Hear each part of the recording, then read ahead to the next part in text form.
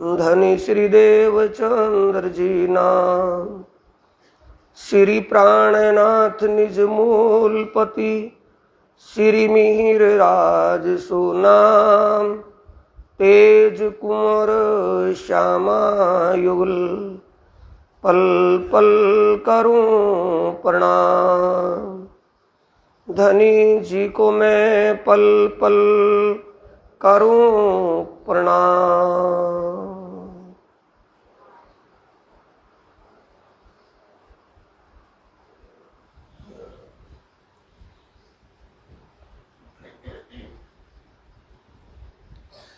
सुंदर साथ जी,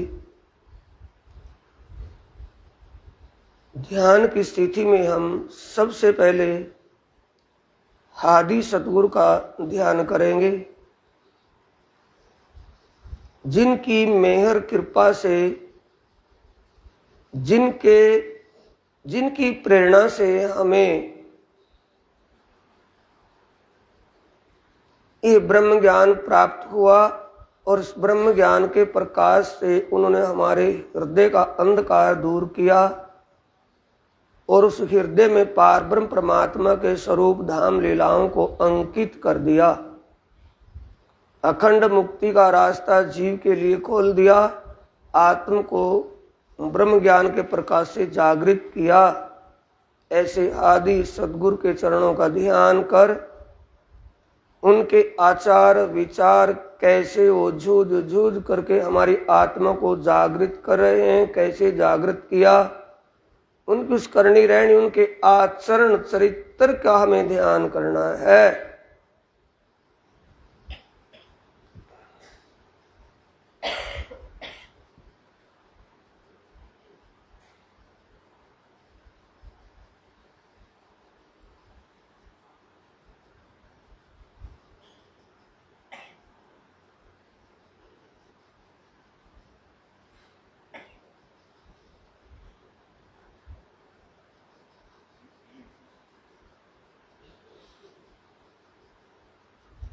पंखे से दिक्कत हो तो इसको बंद कर दो, इसको बंद कर दो इनको।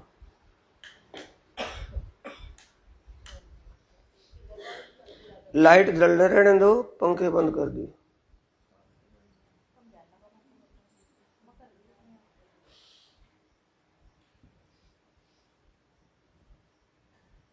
सद्गुरु स्वरूप का ध्यान करेंगे। उनके चरण कमलों से लेकर शीश कमल तक की शोभा को अपने हृदय में बसाएंगे। चरणों का ध्यान किया, उनके चरणों की सेवा करते हुए कैसे उनके कोमल चरण कमल, कैसे हम शिक्षा, कैसे हम उपदेश करते हैं, कैसे हम इस आत्मा से, हमारी आत्मा को अज्ञान अंधकार से जागृत करते हैं, इन बातों को दिल में लेकर उस स्वरूप का ध्यान करना है।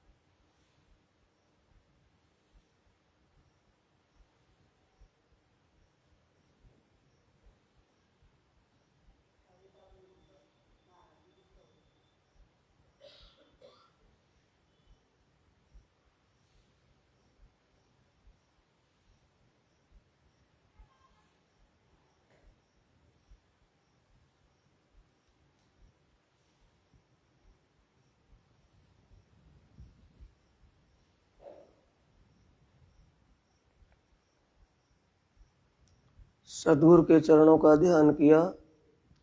सद्गुरु साक्षात सद्गुरु महाराज हमारे सामने हैं। हम उनके चरणों में दंडवत प्रणाम करें आत्मा भाव से, क्योंकि हमारा सद्गुरु से आत्मा ही संबंध है। आत्मा भाव से उनके चरणों में प्रणाम किया और प्रार्थना की कि हे मेरे आदि सद्गुरु, आपने जिस ज्ञान के प्रकाश से मेरे हृदय को प्रकाशित किया है, अब आप उन मूल स्वरूप और उन निज परमधाम की आनंदमय लीलाओं का साक्षात करवाइए। कृपा कीजिए मेरे आदि सद्गुरु, मुझे उस मूल लीलाओं का साक्षात्कार करवाइए, दीदार करवाइए, मेरी सुरता वहां एकाग्र कीजिए।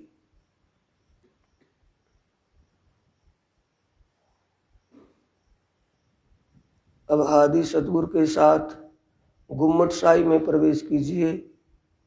गुम्मट शाही में जागने राज का मोल मिलावा अपने धनी अक्षरातीत पार ब्रह्म परमात्मा युगल स्वरूप श्री राज श्यामा जी, साक्षात विजयानंदन बुद्ध निष्कलंक स्वरूप महामती जी के धाम दिल में विराजमान है। और जो महामती विजयानंदन बुद्ध निष्कलंक श्री प्राणनाथ जी अखंड ध्यान में बैठे हैं तय खाने में, और उस तय खाने के ऊपर कितना सुंदर सिंहासन, स्वर्णिम सिंहासन, और स्वर्णिम सिंहासन में अंदर कैसी शोभा है उनके ज्ञानमय स्वरूप की, इस ब्रह्मवाणी वांगमय स्वरूप की। इस शोभा श्रृंगार का ध्यान कीजिए जो आप गुम्मट में रोज देखते हैं।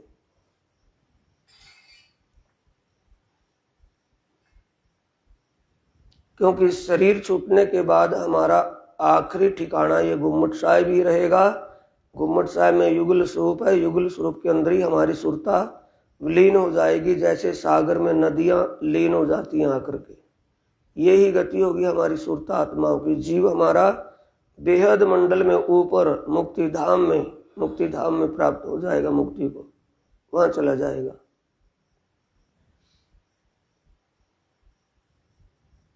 इसलिए अपने मूल ठिकाने गुम्मट साहिब में उस शोभा का ध्यान कीजिए हित चित से।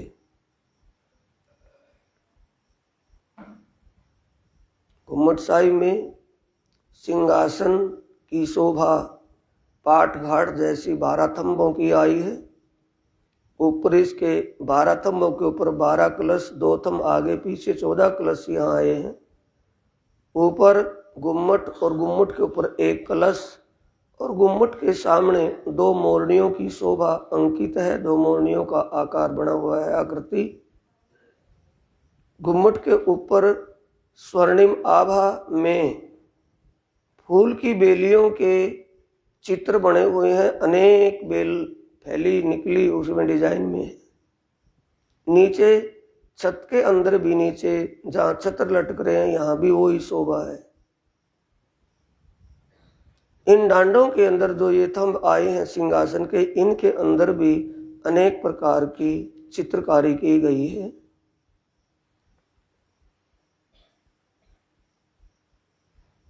गुम्मट साहिब में सिंहासन के अंदर 2 छत्र हैं, एक बड़ा एक उससे छोटा। बड़ा छत्र जो लटक रहा है उसकी झालर हरे रंग के मोतियों की सुंदर शोभायमान हो रही है।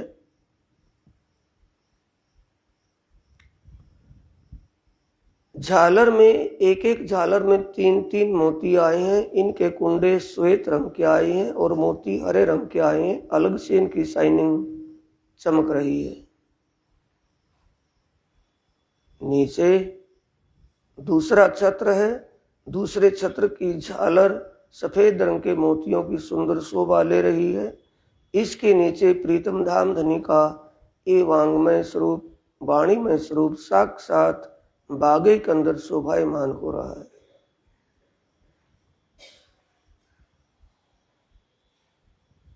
जो मूल मिलावे में श्रृंगार शोभा है वह यहाँ गुम्मट के इस गुम्मट साहिब में सिंहासन के अंदर भी वही शोभा है। पाग में दुगदुगी, कलंगी और साथ में तुर्रा व कलंगी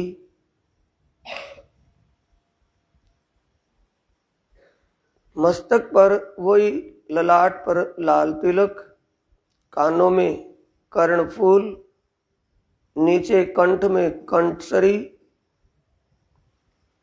और नीचे मोतियों के कई रंग के मोतियों के सुंदर हार शोभायमान हो रहे हैं।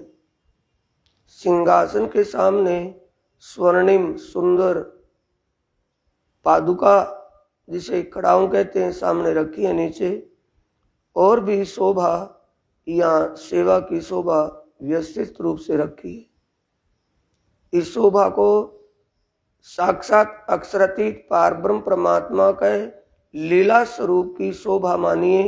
जैसा मूल में है वैसे ही यहाँ लीला में श्रृंगार शोभा है। महाराजा श्री छत्रसाल जी ने इस शोभा को धारण कह करके करवाया था कि मेरे धनी, जो आपका मूल स्वरूप परम धाम में है, उसकी जो श्रृंगार शोभा है वो यह धारण कीजिए, ताकि सब सुंदर साथ को आपके मूल स्वरूप के श्रृंगार शोभा का ज्ञान हो जाए।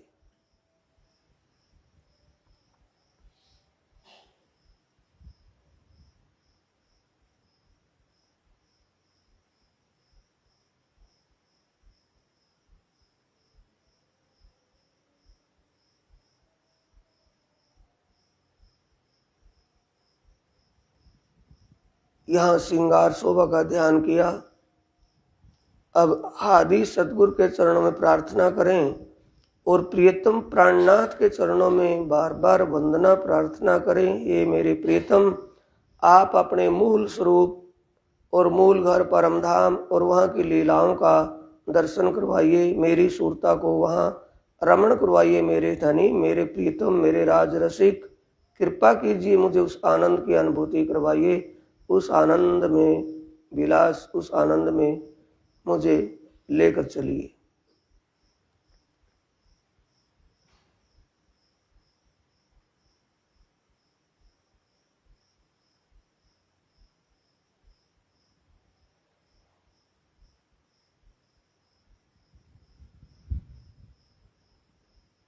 अब यहाँ से आदि सतगुरु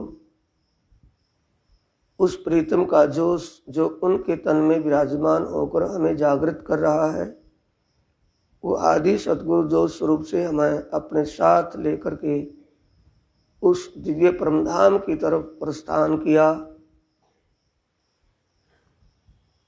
ऊपर नक्षत्र, चांद, सितारे, सूरज आदि जिस आसमान में घूम रहे हैं, इस नक्षत्र वाले आसमान को पार किया आगे बेशुमार सूरज, चांद, सितारे दिव्य प्रकाशित हो रहे हैं।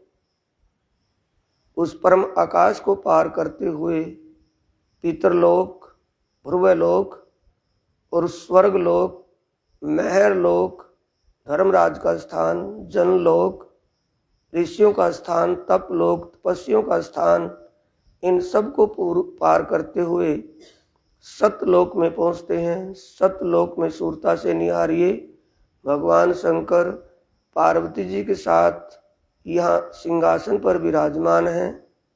भगवान विष्णु लक्ष्मी जी के साथ विष्णु लोक वैकुंठ धाम में विराजमान हैं। ब्रह्मा जी ब्रह्माणी के साथ, सरस्वती के साथ ब्रह्मपुरी में विराजमान हैं। इनकी शोभा को निहारते हुए अब अपनी सूरता को आगे लेकर के चलिए। आगे आगे हमारे सतगुरु, पीछे पीछे हमारी सूरता आत्मा उनके पीछे पीछे चल रही है। पीछे का मतलब उनका जोश हमें खींचे ले जा रहा है वहाँ उस परमधाम के साक्षात के लिए।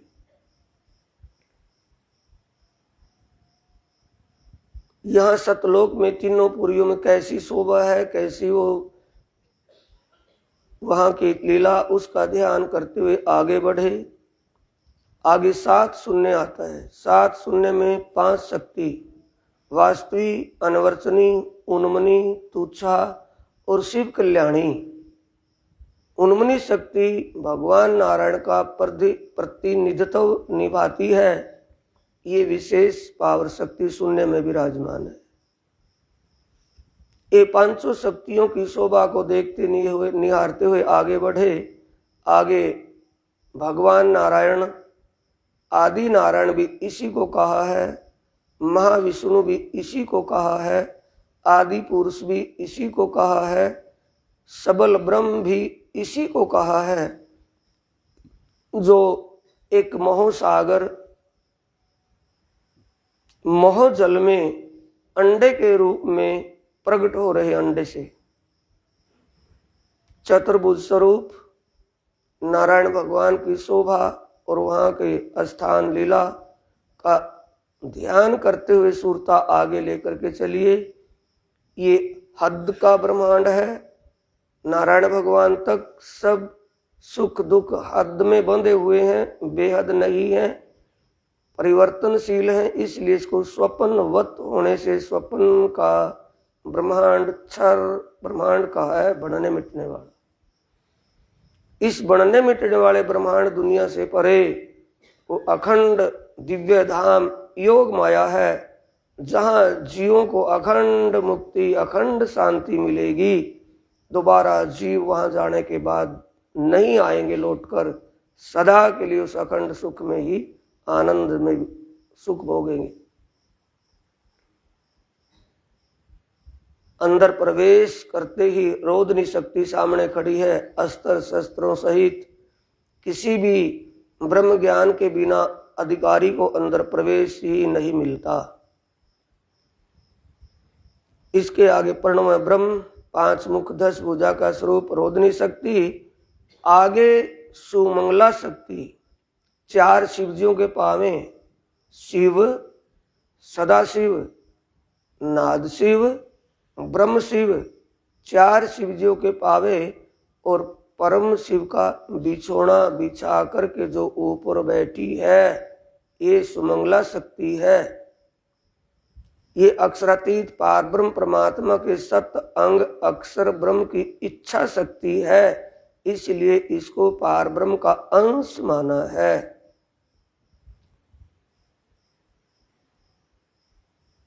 जिसको रामचरितमानस में 143वीं चौपाई में कहा है, जाके अंश ते उपजे नाना शंभु वृंची च विष्णु भगवाना, जाके अंश ते उपजे नाना। अनेक शंकर भगवान, अनेक वृंची ब्रह्मा, अनेक विष्णु, अनेक नारायण भगवान, इसके विचारने से ही अनंत बनते हैं और मिट जाते हैं। ये वो पावर सुमंगला शक्ति है। अब इस सुमंगला शक्ति पावर से आगे बढ़े अखंड ब्रिज की लीला, जो पहले हमारी ही गोपियाओं के तनों में लीला हुई थी, वो यहाँ अखंड रूप से आज भी हो रही है। लेकिन उस लीला में हमारे जीव हैं, आत्मा तो अपने घर वापस लौट गई थी रास खेलकर। फिर दोबारा कलयुग के इस ब्रह्मांड में यहाँ आई हुई है, जो सूरता अब उस लीला का आनंद ध्यान के द्वारा चित्रविनी के द्वारा लेती है। यही सुरता थी गोपियाओं के रूप में, तब उस लीला जोबन में लगी रहती थी, लीला किशोर लीला और जोबन लीला में लगी रहती थी सुरता। कोई सुरता है ये। अब सुरता से आगे रास मंडल में प्रवेश किया। एक एक सखी है, एक एक रास बिहारी रास की लीला में रमन कर रहे हैं। अब यह रास की लीला का ध्यान चिंतन करते हुए आगे बढ़े तो सबलिक ब्रह्म अक्षर ब्रह्म के जो चित्त स्वरूप है, सबलिक ब्रह्म अपनी योग माया के साथ सबलिक ब्रह्म धाम में अपने सिंहासन पर विराजमान है। सखियां यहाँ संवर ढुला रही हैं, इनके सिंहासन के दोनों तरफ खड़ी हुई 2 सखियां। अब सबलिक ब्रह्म धाम से आगे बढ़े तो आगे जमुना जी, जैसे परमधाम और अक्षरब्रह्म के रंग महल दोनों के बीच में परमधाम में जमुना जी प्रवाहित हो रही है, यहाँ भी वैसे ही जमुना जी पुखराज पहाड़ से निकल होज को स्वर तालाब में समा रही है, घूम फिर करके बहती। वही 2 पुल 7 घाट, ये परमधाम का प्रतिबिंब यहाँ भी पड़ा हुआ है इस केवल ब्रह्मधाम में। इसलिए परमधाम की आनंद और प्रेम की लीला की झलक यहीं पर रास मंडल में दिखाई थी। महारास की लीला इस केवल ब्रह्मधाम में ही हुई थी, जिसके लिए वाणी में स्पष्टीकरण किया हुआ है। ए स्वरूप ने ए वृंदावन ए जमुना तटसार, घर ते अतीत ब्रह्मांड ते अलग्यो तारतम्यों की जो निर्धार, रास ग्रंथ के 10वें प्रकरण में इस चौपाई को कहा है। वाणी के अनुसार ही हमें आगे बढ़ना है साथियों, मन घड़ंत नहीं। केवल ब्रह्म धाम में केवल ब्रह्म अपनी आनंद योग माया, सबलिक ब्रह्म योग माया शक्ति के साथ विराजमान है सिंहासन पर, और केवल ब्रह्म आनंद योग माया के साथ सिंहासन पर विराजमान है। 12,000 सुरताएं, 12,000 सखियां इनके पावन चरणों में यहां भी बैठी जैसे परमधाम में।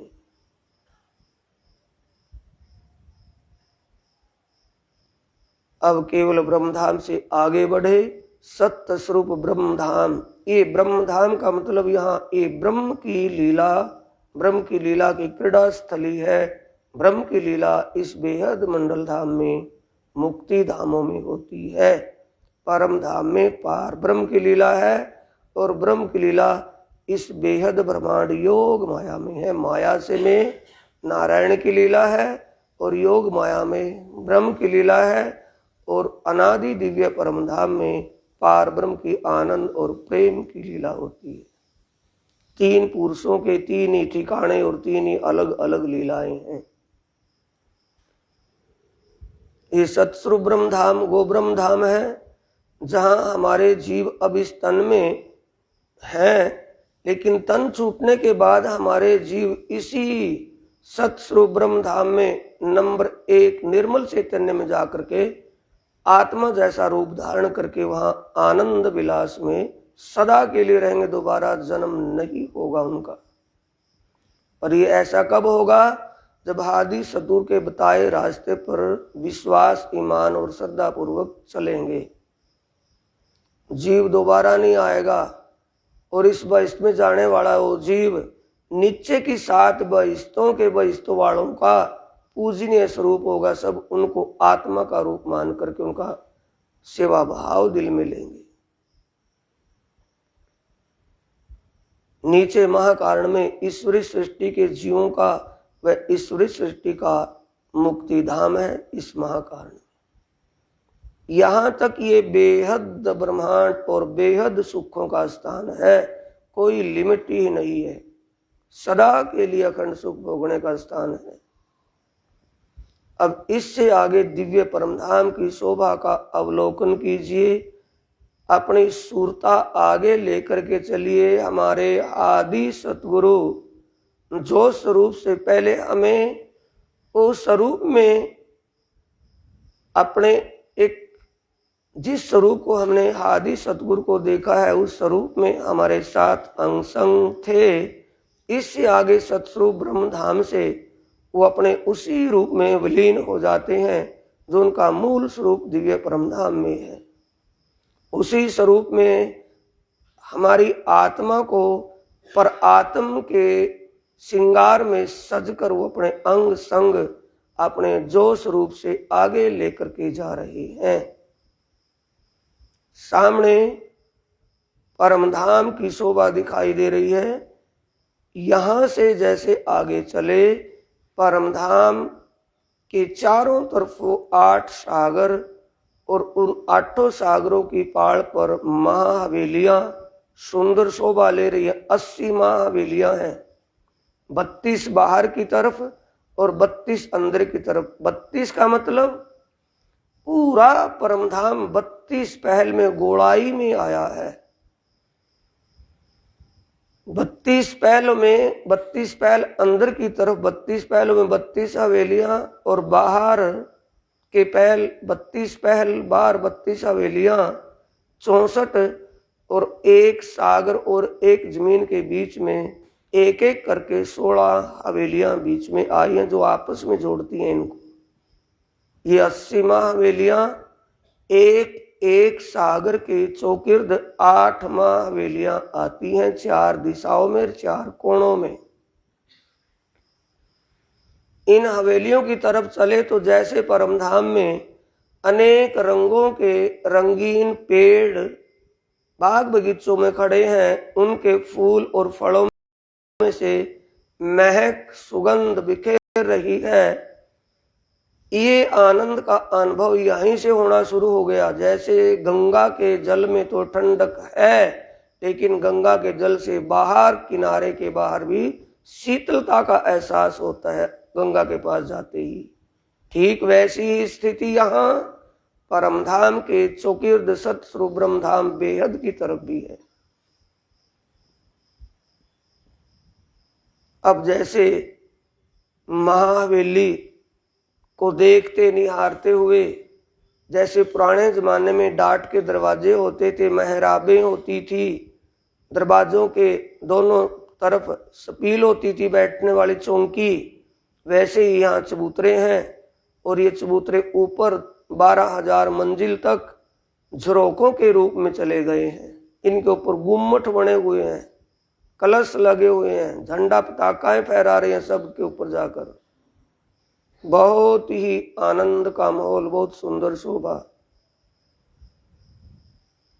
अब बड़ी रांग की मां हवेली में दहलान में होते हुए अंदर गए तो अंदर सागर लहरा रहा है। सागर का जल कितना उज्जवल, मोती के समान, भौम भर की गहराई में नीचे सागर में घूमते हुए जल के जीव खूब अच्छी तरह से ऐसे लगते हैं, दिखाई देते हैं जैसे हाथ से पकड़ लेंगे ऊपर ही फिर रहे हो। इतना स्वच्छ जल है, सुगंधित जल है, मीठा मिश्री से भी मीठा है, दूध से उज्जवल है। सागर के चौकीर्द चारों दिशाओं में 12,000 करके 48,000 बगीचे आए हैं। और इनके ऊपर चारों दिशाओं में पहाड़ पर महाहवेलियां आई हैं। हर महाहवेली में 12,000 छोटी हवेलियों की 12,000 कतारें हैं। टापू के बीच में, टापुओं पर, सागर के बीच में टापुओं पर टापू महल बने हुए हैं। जो बाहर किनारे पर जो मां हवेलियां 12,000 भौम ऊंची आई हैं, उनके इतने ही ऊंचे ये टापू महल आए हैं।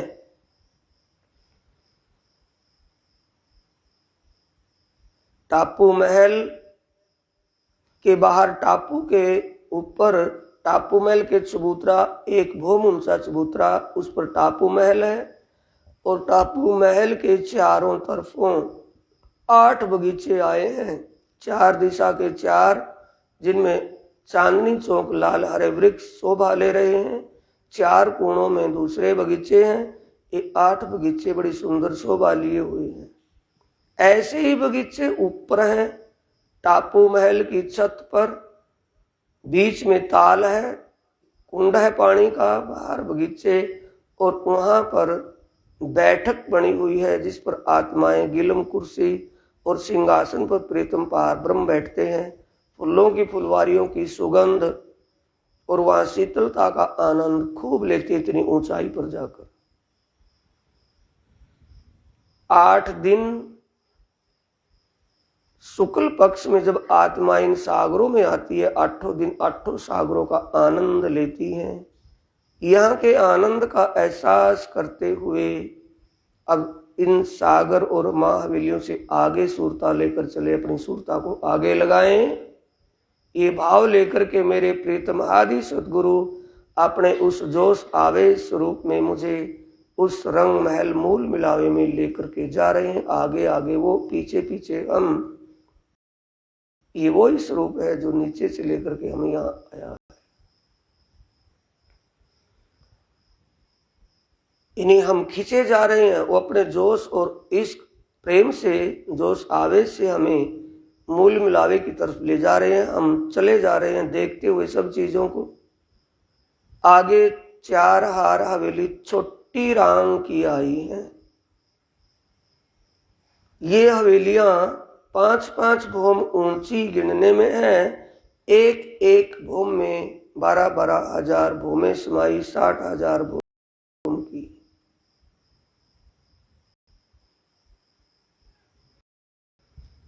इन हवेलियों के चारों तरफों बड़ी बड़ी 4 नहरें बह रही हैं, चल रही हैं। उनके 4 कोणों में, कुंडों में बड़े बड़े फुहारे ऊपर तक उछल रहे हैं। इस महाहवेली और इन नहरों के बीच में जो जगह बची है उसमें बगीचे और बगीचों के चारों तरफ नहरें और कुंड, कोनों में जल के कुंड, चाहे बच्चे उनमें फुहारे चल रहे हैं। बहुत ही आनंद, सुगंध और शीतलता का माहौल दिव्य परमधाम में हर जगह ही है। नवमी के दिन जब यहाँ आती हैं आत्माएं तो इस छोटी रांग की 4 हवेलियों के ऊपर और नीचे के आनंद में आनंद लेकर हवेली के ऊपर रात के 9 बजे तक रास की लीला में निमग्न होती हैं। फिर अपने रंग महल में विश्राम की लीला के लिए चले जाती हैं। छोटी रांग की माँ हवेली और यहाँ की लीलाओं का ध्यान फेर फेर सूरत साधिए, वाणी के अनुसार आपका ध्यान यहाँ लगवाया जा रहा है। वक्तव्य में नहीं, कथन में नहीं, वाणी के अनुसार। चौपाई कह रही है परिक्रमा ग्रंथ की 4 प्रकरण की, फेर फेर सूरत साधिए, धनी चरित्र सुख चैन। धनी चरित्र जिन लीलाओं से आत्मा को आनंद प्रदान करते हैं, आप उन लीलाओं का ध्यान कीजिए। ये आप लीलाओं के सहित, परमधाम की लीलाओं के सहित प्रीतम की शोभा का ध्यान कर रही है। पूर्ण रूप से ध्यान चल रहा है। छोटी रांग 4 हवेली को पार किया, आगे वन की मोहलातें शोभा ले रही हैं। यहां भी 4 बड़ी बड़ी नहरें, 1200 कोस की, 400 कोस में पानी बह रहा है। एक कोस भी परमधाम के हैं, यहाँ के नहीं। इतने चौड़ाई में 400 कोस में पानी बहता है और 400 कोस की पाड़ पटड़ी बनी हुई है, जिस पाड़ के 3 भाग हैं। जैसे हाईवे होता है, उसके बीच में डिवाइडर पर फुलवारी लगी होती है, सेम ऐसी ही लीला यहाँ की इन शोभा, ये वन की मोहलातों के बाहर जो नहरें हैं, इन नहरों की पाड़ के ऊपर आई है। वहां के माहौल को उसी के रूप में, वहां की महिमा गरिमा को समझती वैसी शोभा का ध्यान। शीतलता और सुगंध में तो कहने की जगह ही नहीं मिलती कहीं भी। इतना सुगंध और शीतलता का एहसास, मंद मंद भीनी भीनी ठंडी ठंडी सुगंध मस्त कर रही है आत्माओं की। अब इसके आगे वन की मोहलात कैसी है? 4 नहर, बड़ी बड़ी नहरें बाहर चल रही हैं, प्रवाहित हो रही है। उनके कोणों में फुहारे ऊंचे आसमान को छूते हुए दिखा रहे, इतने ऊंचे ऊंचे फुहारे चल रहे हैं।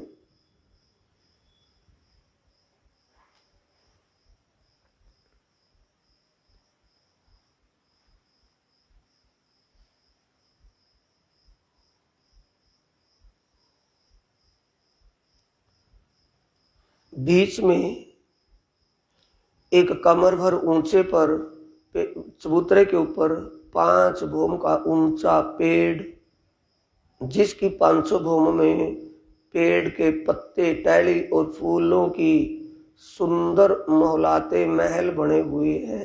5 भूमों में 12-12 हजार हवेलियां महल हैं। इनमें रैन बसेरा पशु पक्षियों का है। सेज फूलों की बिछी हुई है, उस पर विराजमान होते हैं पशु पक्षी, आत्मा रूप है। आत्माएं 10वीं के दिन जब यहाँ आती हैं वन की मोहलातों में, तो पशु पक्षियों से बातचीत करती हैं। पशु पक्षी फूलों के हार पहनाते हैं आत्माओं को, फूल देते हैं, फल और मेवा आदि उनको खुआते हैं और अपने नाच कूद कला करतूत दिखा करके आत्माओं को खुश करते हैं। परमात्मा अपने सच्चे मालिक को रिझाते हैं, प्रसन्न करते हैं।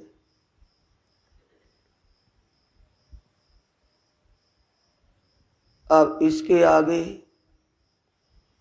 महावन आए हैं, जिनमें माणिक पहाड़ शोभायमान हो रहा है, शोभा ले रहा है। ये सब रूप धारण अक्षरातीत पार ब्रह्म परमात्मा सच्चिदानंद ने ही धारण किए हुए हैं। वन की मोहलात हो, बड़ी रांग छोटी रांग, सागर आदि सब अक्षरातीत पार ब्रह्म परमात्मा के हृदय के ही प्रगट स्वरूप हैं, जो उन्हीं का ही स्वरूप माने गए।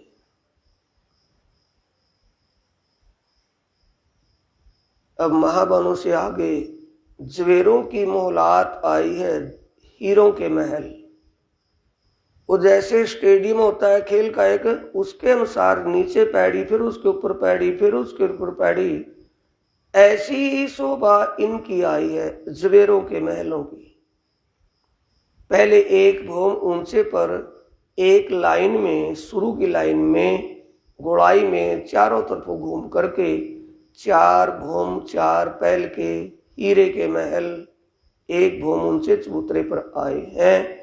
और इस भौम भर ऊंचे चबूतरे के बाहर दूर 4 बड़ी बड़ी नहरें, हीरे की पटड़ियां उनकी पाल, हीरे की पाल के अंदर हीरे की पाल जो हो, उसके अंदर जो नहरें चल रही हैं, इसका अंदाजा अपने आप अनुभव कीजिए, अंदाज कीजिए कि पानी कितना स्वच्छ होना चाहिए उसमें। फिर ऐसा मोती जैसा जल, ये जल का रूप भी परमात्मा ने धारण किया, क्योंकि उनके हृदय का ही रूप है ये।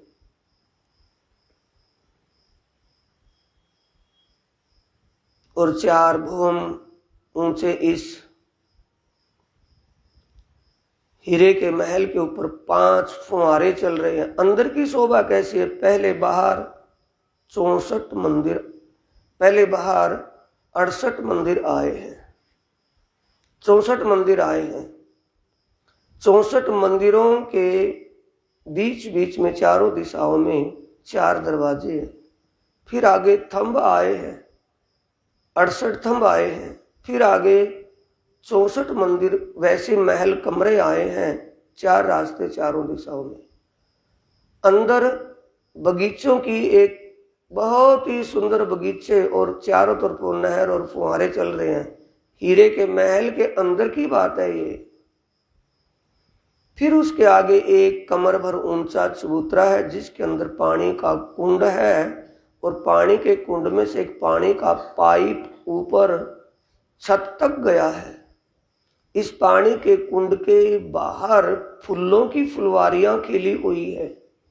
इन फूलों की फुलवारियों के चौगिर्द नहरें और चारों कोणों में पानी के फुहारे चल रहे हैं। कुंड के बाहर फूलों की फुलवारियां और फुलवारियों के बाहर बैठक आत्माओं की है। कालीन गिलम गद्दा बड़ा नरम बिछा हुआ है, कुर्सियां लगी हुई है उसके ऊपर। पारब्रह्म परमात्मा और उनकी आनंद शक्ति श्यामा जी महारानी के लिए सिंहासन लगा हुआ है। जब आत्माएं इन हीरे के महलों में आती हैं, बाहर नहरों में जल क्रीड़ाएं करके, घूम फिर के बाग बगीचों में पशु पक्षियों से बातचीत करते हुए अंदर महल में आकर के यहाँ बीच में बैठती हैं आकर, और यहाँ सिंहासन पर बाहर की दूर दूर की कुर्सियों पर बैठ करके आत्मा कुर्सियों पर बैठती हैं, प्रियतम सिंहासन पर बैठते हैं। पारब्रह्म राज्य महाराज और श्यामा जी सिंहासन पर विराजमान होते हैं। और बाहर हीरा पारदर्शी है, मंदिर हो या दीवार, बाहर की सब चीजें पशु पक्षी घूमते हुए, कला करतूत करते हुए, नाचते कूदते हुए दूर से दिखाई देते हैं। इस हीरे के महल के ऊपर जो नीचे से पानी का कुंड ऊपर गया है, छत में पानी का पाइप उसने कुंड का रूप धारण कर लिया है, ऊपर जाकर के तालाब का रूप धारण कर लिया है। उस कुंड के चारों तरफ वहां भी बगीचे आए हैं, फूलों के बगीचे। उस पानी के कुंड में से पहले जो 4 भौम ऊंचा आया है, उसमें से 4 नहरें निकली है पानी के कुंड में से, और 4 पानी के कुंडों से ऊपर से धाराएं, 4 धाराएं नीचे कुंड में गिर रही हैं, और वो कुंड से फिर 4 नहरों के रूप में बड़ी जो बाहर की नहरें, उनमें जाकर के मिल रहा पानी। ऊपर से भी फुहारों से ढका हुआ है और फूलों की सुगंध ऊपर भी सुगंधित हो रही है। पानी की धाराएं चारों तरफों से नीचे गिर रही हैं, साइडों में ऊपर से गिरता हुआ पानी, छत के ऊपर फुहारे और अंदर भी फूलों की फुलवारी की सुगंध और फुहारे चल रहे हैं नहरों के चारों तरफ कोनों में। कितना आनंददायक माहौल ये हीरे के महलों के अंदर है। जब द्वादशी के दिन इन हीरे के महलों में आत्माएं शुक्ल पक्ष में आती हैं, चांदनी रातों में बड़ा आनंद का माहौल बनता है। अब इस आनंदमय लीला से आगे आप अपनी सुरता परमधाम की तरफ निहारते देखते हुए हमारी आत्मा धनी के उस रंग महल की तरफ बढ़ रही है, चल रही है, तो सामने अक्षर ब्रह्म का रंग महल शोभा ले रहा है। बहुत ही सुंदर शोभा है। जैसी पार ब्रह्म परमात्मा श्री राज जी के रंग महल की शोभा है, ऐसे उनके सत अंग अक्षर ब्रह्म के रंग महल की शोभा है। अक्षर ब्रह्म के रंग महल के चौकिर्द 4 चांदनी चौक और 4 दरवाजे आए हैं। परमधाम रंग महल में एक ही चांदनी चौक आया रंग महल के सामने। अब ये देखते हुए आगे बढ़े तो आगे जमुना जी प्रवाहित हो रही है। जमुना जी पुखराज पहाड़ के पूर्व दिशा में मूल कुंड से प्रकट हुई, पूर्व दिशा में चली, फिर पूर्व दिशा में चलकर के आगे मरोड़ खाकर 4.5 लाख कोस पूर्व दिशा में प्रवाहित हुई, फिर मरोड़ खा करके मरोड़ से 9 लाख कोस तक अक्षर ब्रह्म के रंग महल और अक्षरातीत के रंग महल के बीचों बीच 7 बणों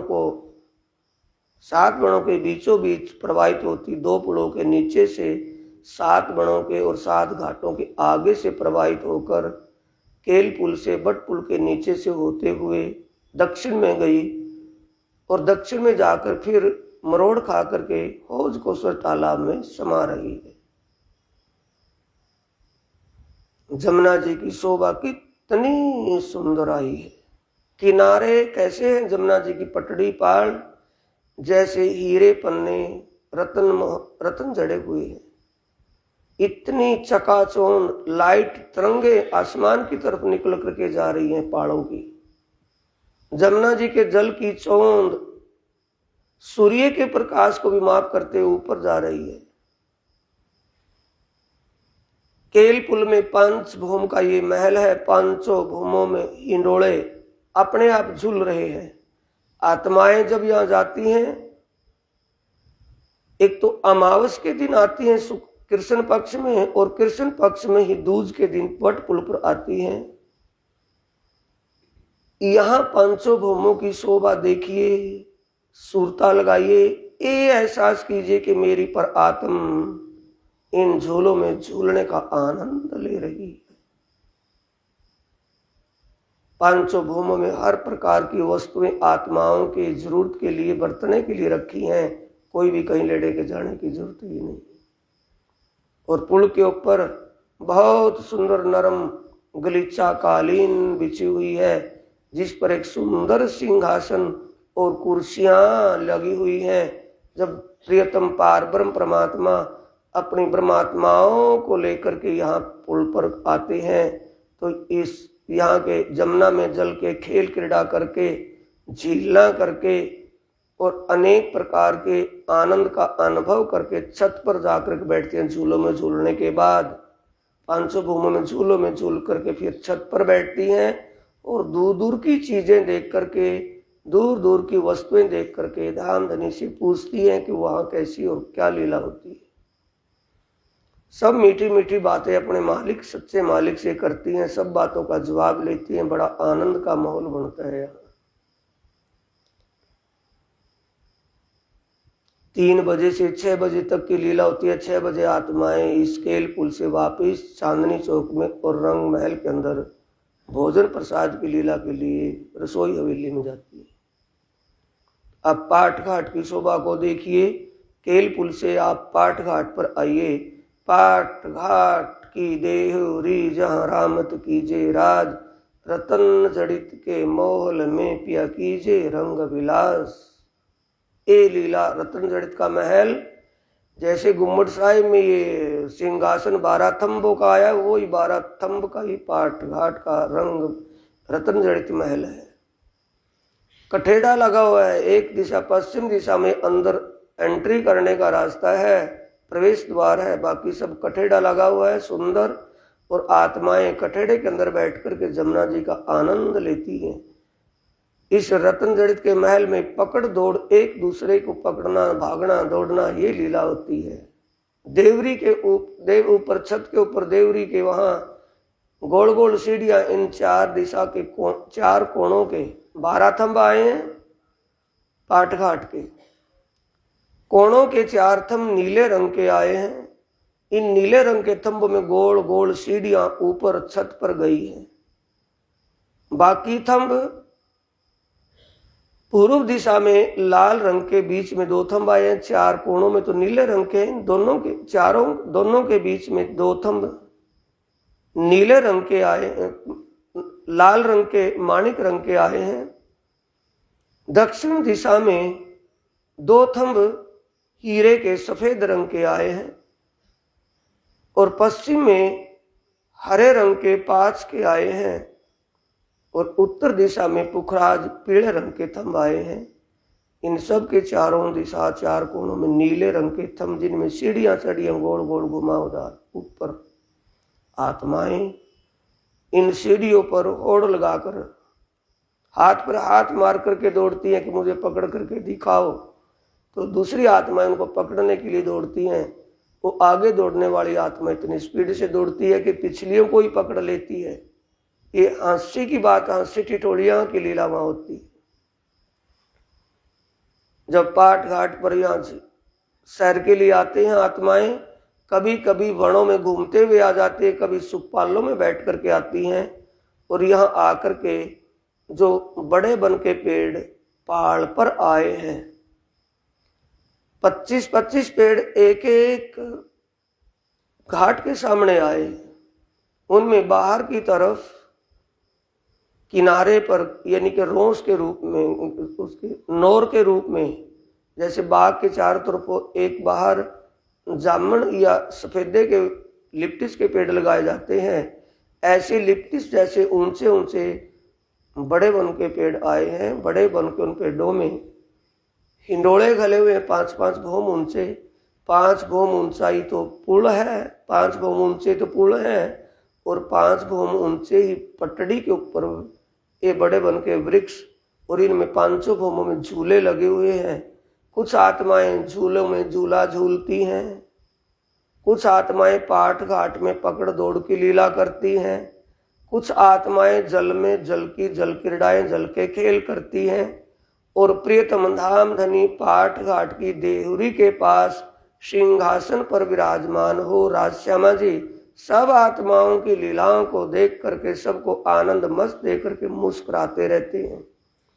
जैसे जैसे प्रीतम धाम धनिया मुस्कुराते हैं, वैसे वैसे आत्माओं भी आनंद में खेल करने की लीला और भी इच्छा लगन होती है, दौड़ दौड़ करके लीलाएं करती है।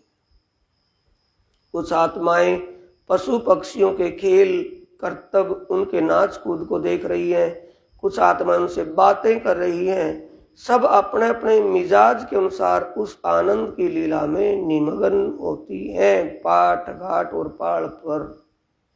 अब जमुना जी पाट घाट और पाड़ को देखते निहारते अपनी सुरता आगे चलिए।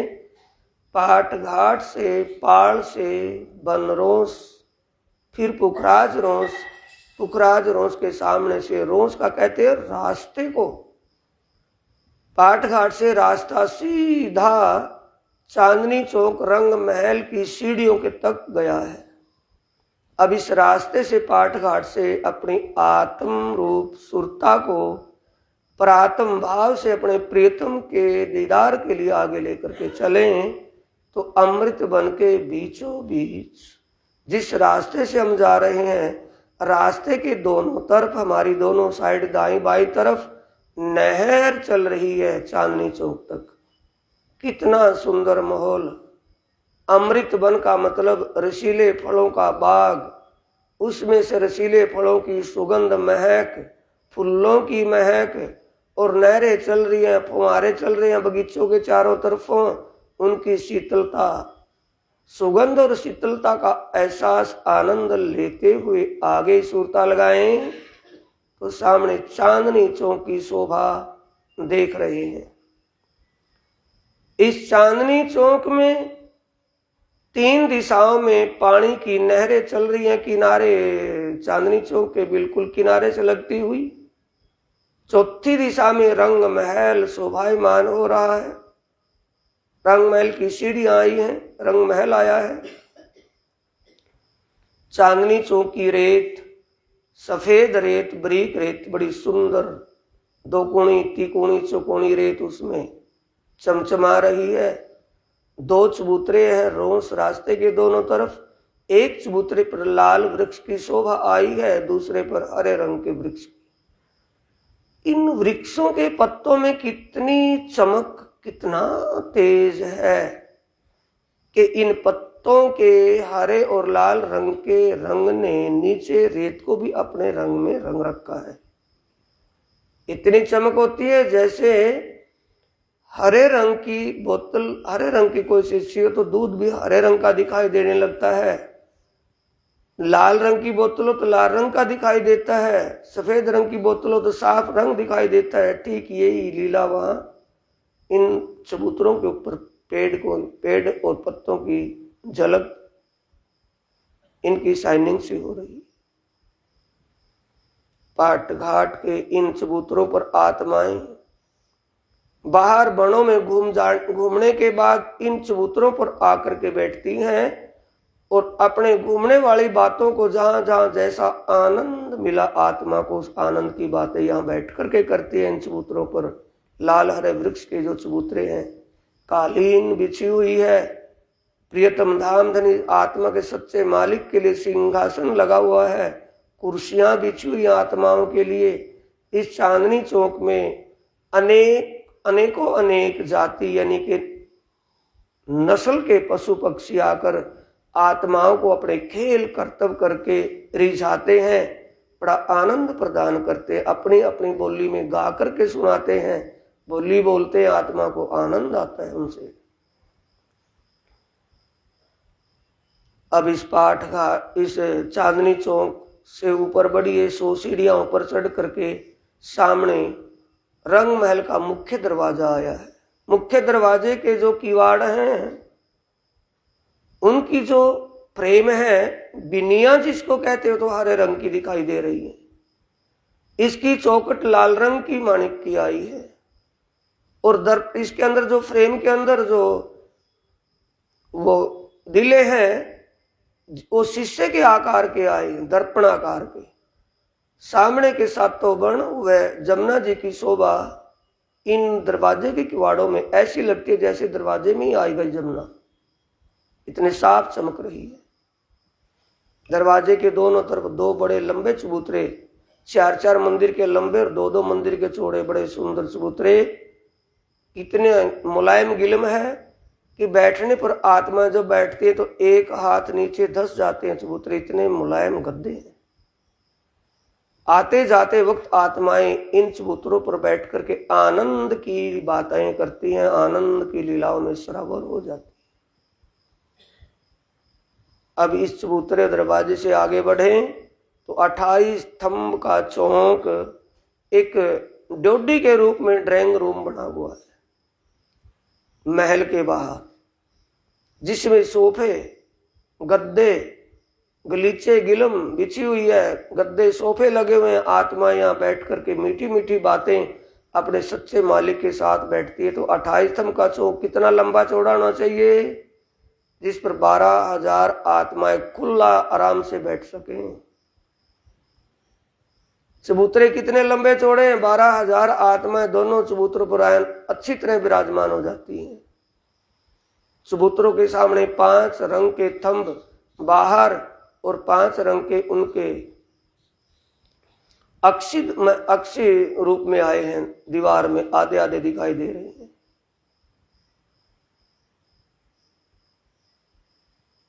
पहला थंब श्वेत रंग का हीरे का आया है, दूसरा माणिक लाल रंग का आया है, तीसरा पुखराज पीले रंग का आया है, चौथा 5 हरे रंग का आया है और 5वां नीले रंग का आया है।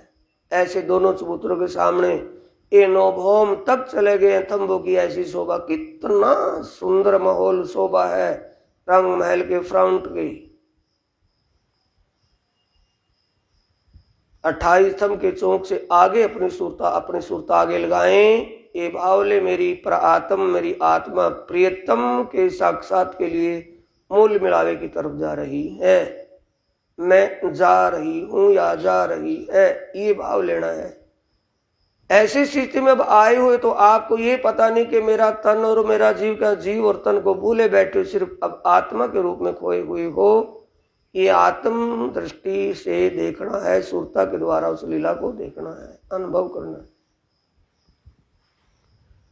सामने 11 मंदिर की दहलान देख रहे हैं, जिसमें 11 मंदिर बनने चाहिए थे। एक तो दरवाजे की जगह है, यानी कि और भी 5-5 मंदिर दोनों तरफ बनने चाहिए थे, जबकि यहाँ 11 मंदिर की दहलान है। दहलान के दोनों तरफ 5-5 मंदिर बने। इनके आगे उत्तर दिशा में और इनके आगे दक्षिण दिशा में फिर 10-10 मंदिर बने हैं। आगे दरवाजा और दरवाजे के आगे दहलान, 10 मंदिर की जगह पर उत्तर दिशा में भी और दक्षिण दिशा में भी। रसोई की हवेली पहली चौरस हवेली में अंदर प्रवेश कर रहे हैं तो ये शोभा उसकी है। सामने कमर भर ऊंचा चबूतरा, चबूतरे के ऊपर बहुत मुलायम गीलम कालीन बिछी हुई है। प्रियतम के लिए सिंहासन लगा हुआ है और इस चबूतरे के चारों तरफ चारों दिशाओं में थंब आए हैं और चारों दिशाओं से 3-3 सीढ़ियां नीचे उतरी है। इस चबूतरे पर कृष्ण पक्ष में जब आत्माएं अपने प्रीतम के साथ बाहर वनों में सैर करके आती हैं तो शाम के वक्त 6 बजे इस चबूतरे पर आकर के विराजती हैं। 6 बजे से 7:30 बजे तक ये यहाँ भोजन प्रसाद की लीला होती है। 7:30 बजे यहाँ से भोजन प्रसाद की लीला करने के बाद चौथी भौम में नृत्य की शाला, चौथी भौम में जो होती है वहां चली जाती है, रास लीला होती है। रास लीला के बाद आनंद लेकर के फिर 5वीं भौम शयन लीला के लिए रंग प्रवाली मंदिर 5वीं भौम में चले जाते हैं।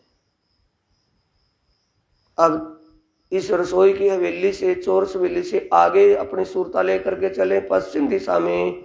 रसोई की हवेली में 20 मंदिर आए हैं।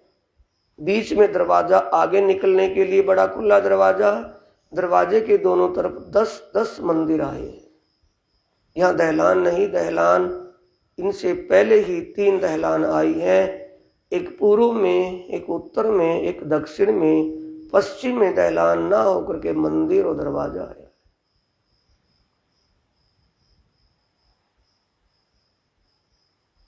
अब इस रसोई की हवेली से आगे चौरस हवेली, फिर तीसरी चौरस हवेली, फिर चौथी चौरस हवेली, 4 चौरस हवेलियां पार करती 5वीं गोल हवेली में प्रवेश कर रही है।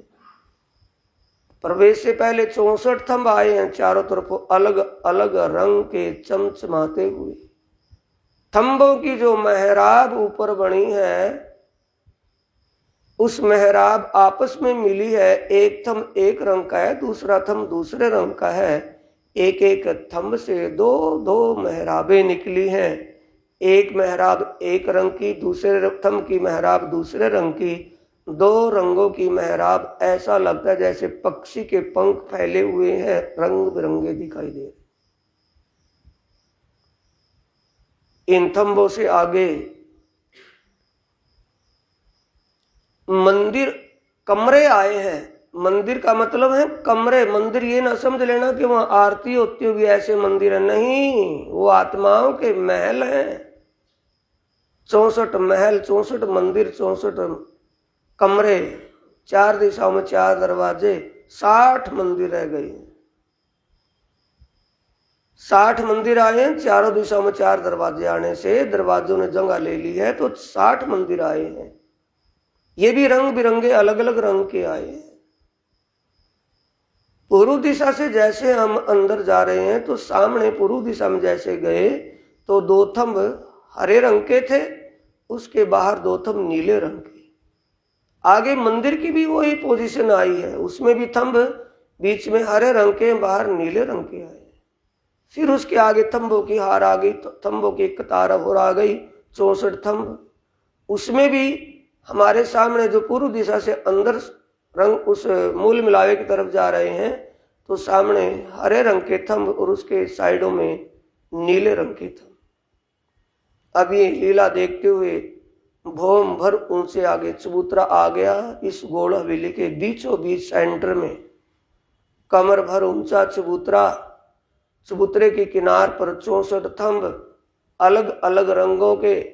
इन थंबों के ऊपर हरे रंग का चंद्रवा, सीलिंग सामियाना लगा हुआ, अच्छा चंद्रवा हरे रंग का चमचमा रहा है, जिसमें अनेक रंग के मोतियों के नग जड़े हुए हैं।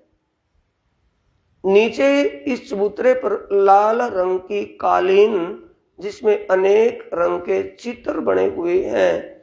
इस कालीन के बीच में कमल के फूल, 1000 पंखुड़ियों का फूल हो, ऐसा चित्र बना हुआ है, जिसके ऊपर सिंहासन शोभायमान है। कंचन रंग का सिंहासन, 6 पाए, 6 डांडे, इन डांडों के ऊपर 6 कलश, 2 गुमटियां बीच में आई हैं। युगल स्वरूप के ऊपर उन दोनों देहरियां, 2 गुमटियां आने से उनके ऊपर 2 छत्र आए।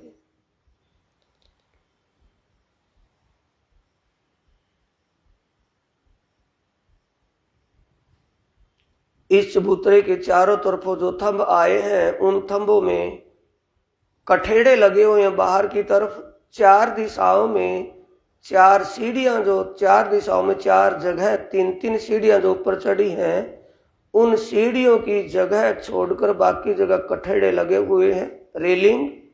और उन रेलिंग कठेड़ों के साथ तकिए लगे हुए हैं लाल रंग के, गोल मुसुरिये, जिन पर आत्माएं कमर लगा करके, जिनको पीछे कमर के सहारा लेकर के बैठती हैं। बाकी अंदर बैठने वाले भी आत्माओं के पीछे वही आनंद शोभा बन जाती है, जैसे वहां तकिए लगे वैसे उनके पीछे भी तकिए लगे। सिंहासन के सामने 2 नूर की चौकियां रखी हैं, जिन पर युगल स्वरूप चरण कमल रखते हैं। बैठते और उठते समय या वहां बैठे हुए भी चरण कमल लटका करके बैठे हैं। वहां नूर की चौकी पर श्यामा जी महारानी के दोनों चरण कमल रखे हुए हैं। धामधनी अक्षरातीत ने एक चरण कमल, बायां चरण कमल तो नूर की चौकी पर रखा है, एक दायां चरण बाएं चरण की जांघ पर रखा हुआ है। प्रियतम की शोभा को देखते देखते आंख फटी रह गई, आंख खुली की खुली रह गई। इतना आनंद, इतना सौंदर्य। जैसे चरण कमल में ध्यान किया तो चरणों का सौंदर्य, गोरे गोरे चरण, कितने मुलायम, फूल से भी अनंत गुणा मुलायम। नखनों का तेज हीरे के समान चमचमाता हुआ आसमान को छू रही है तरंगे। जैसे टॉर्च को जला करके आसमान की तरफ लगाएं, आसमान की तरफ कर दें तो उसकी लाइट आसमान को छूती हुई दिखाई देती है।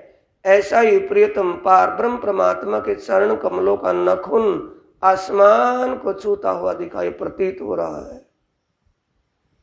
ऐसे प्राण प्रीतम प्राणनाथ धामधनी अक्षरातीत,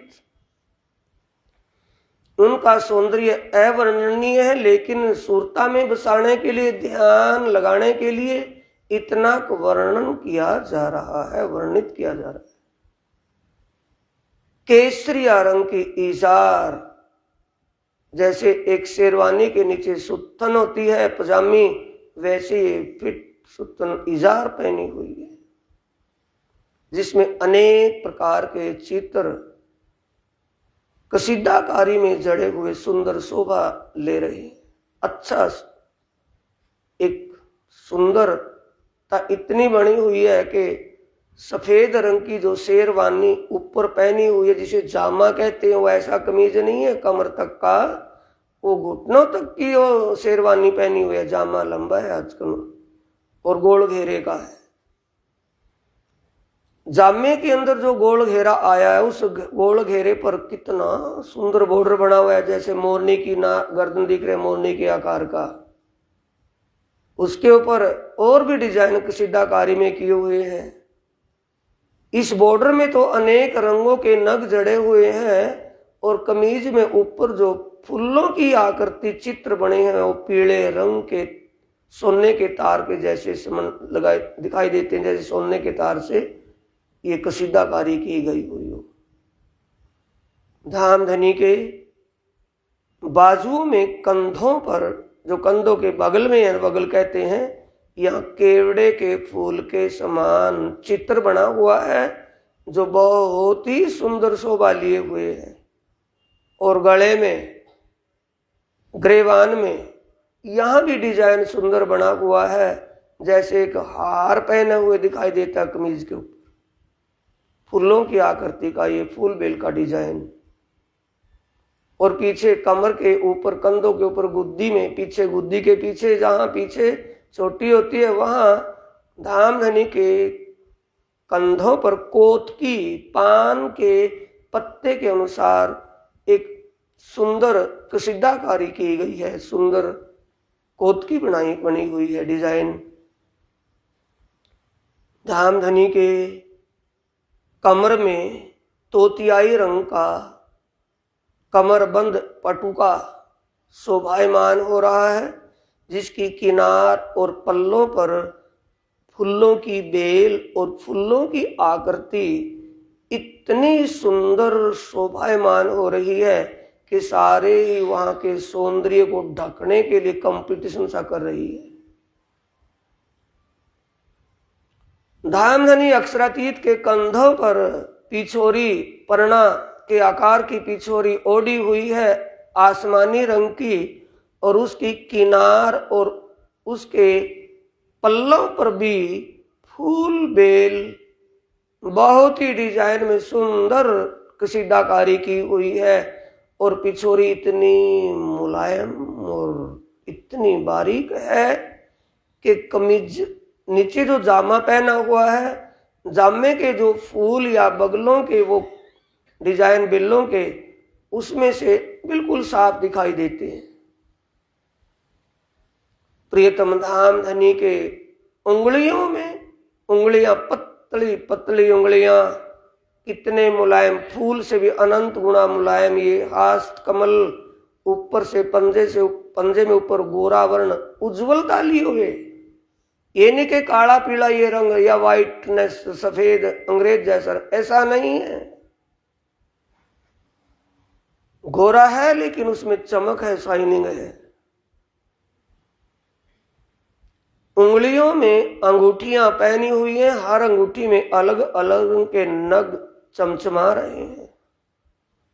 धामधनी के पहुंचे में ऊपर कड़ा पहना हुआ है, उसके आगे पहुंची बंधी हुई है जिसमें अनेक रंग के रत्नों के नग जड़े हुए चमचमा रहे हैं पहुंची में।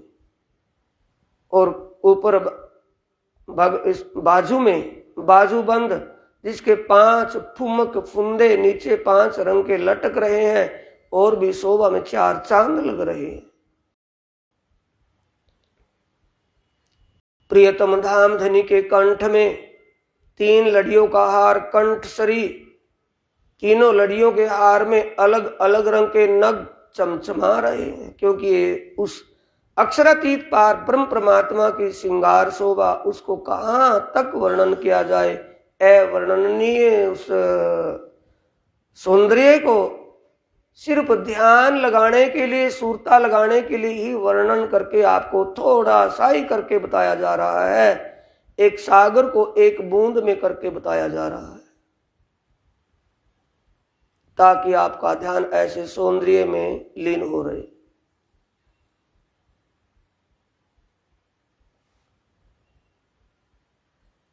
कंठसरी के नीचे माणिक लाल रंग के मोतियों का हार, उसके नीचे हीरे का हार, उसके नीचे उसके नीचे 5 हरे रंग के मोतियों का हार, फिर उसके नीचे सच्चे मोतियों का हार, उसके नीचे नीले रंग के मोतियों का हार, उनके नीचे लसनिया के रंग के जैसे मोतियों का हार। हर हार में नीचे दुगदुगी लटक रही है, एक हार की दुगदुगी, फिर उसके आगे दूसरा हार, फिर उसकी दुगदुगी, फिर उसके दुगदुगी का मतलब लॉकेट के रूप में एक पेंडल सा बना हुआ है, जिसमें और भी अनेक रंग के नग, रत्नों के नग जड़े हुए हैं। इस सौंदर्य का वर्णन सिर्फ फीलिंग की जा सकती है, उसका एहसास अनुभव किया जा सकता है।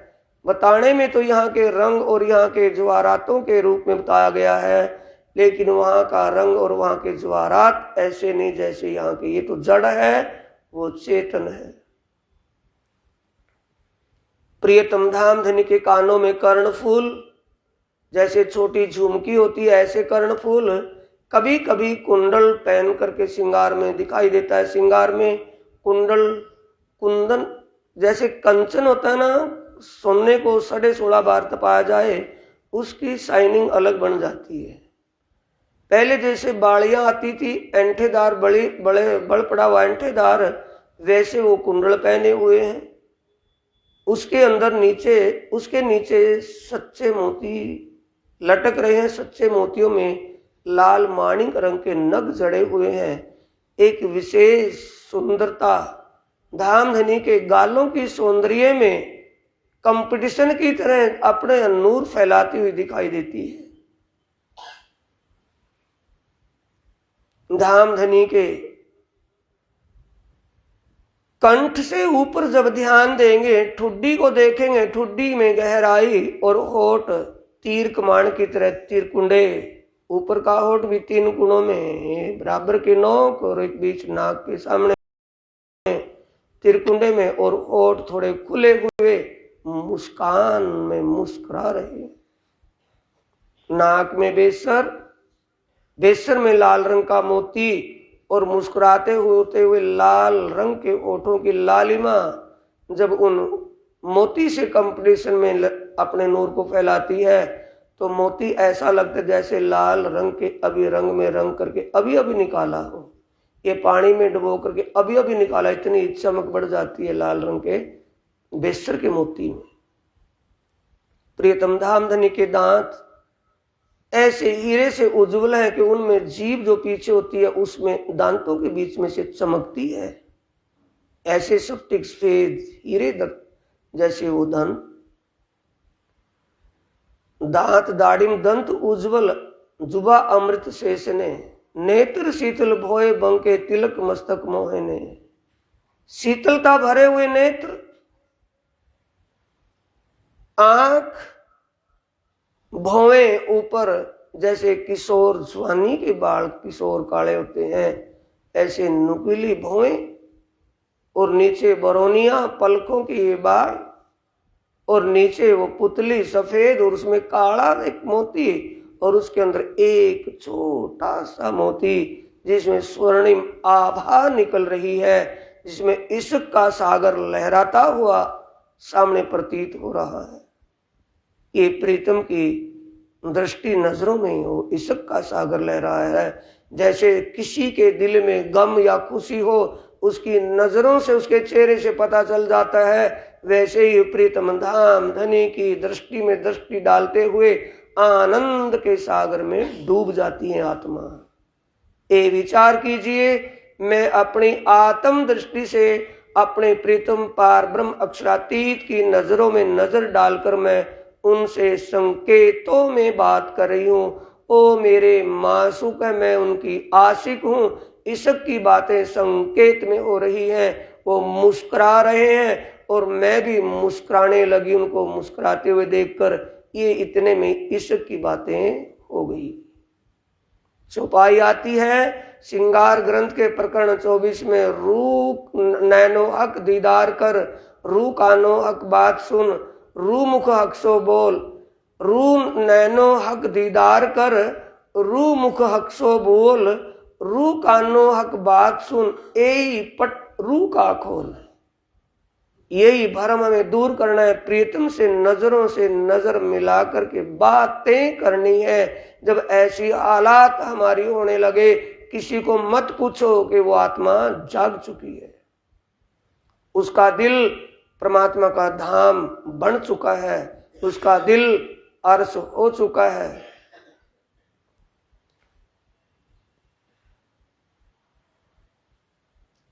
प्रियतम धाम धनी की शोभा, शीश कमल पर लाल रंग की पाग, सेंद्रिया पाग, जिसमें अनेक प्रकार की कसीदाकारी की गई है, फूल बेलों की, और बेल का कोई भी कट नहीं होता। पेंच के नीचे बेल जो जा रही है तो सीधी जा रही है, उसका फूल बिल्कुल सामने दिखाई देगा। पाग बांधी है सारंगी के आकार की, पेंच फिरा करके बांधी है, और सामने दुगदुगी, मत्थे के ऊपर उस पाग में दुगदुगी, जिसमें बीच में लाल रंग का माणिक नग चमचमा रहा है, और अनेक रंग की पोंखड़ियां और भी उसमें चार चांद लगा रही है। ऐसी दुगदुगी में सफेद रंग की कलंगी, जैसे एक सफेद रंग के पक्षी के पंख की कलंगी बनी हो, वो भी एक सौंदर्य में आभा बिखेर रही है। धाम धनी के कान की दाएं तरफ एक तुर्रा निकला है, इस पाग में से तुर्रा निकला है, जिसे वाणी में दुगदुगी करके ही कहा है। उसमें लाल रंग के मोती ऐसे जड़े हुए हैं, एक तो लाल पाग, दूसरे मोती उसमें जड़े जाए तो उसकी शाइनिंग और भी चमचमा रही है।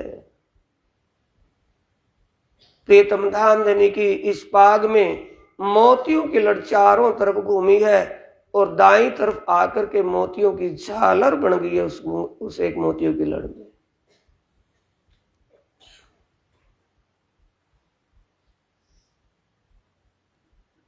प्रियतम धाम धनी के घुंघरूले बाल पाग के नीचे कंधों तक आए हैं, वहां तो कंधों तक घुंघरूले बाल, कानों में कर्णफूल, क्या कहें बस उस बात।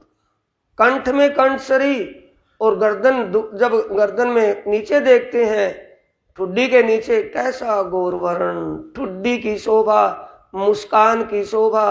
यहाँ से चित्त हटाने के लिए, यहाँ से सूरता हटाने के लिए मन नहीं होता।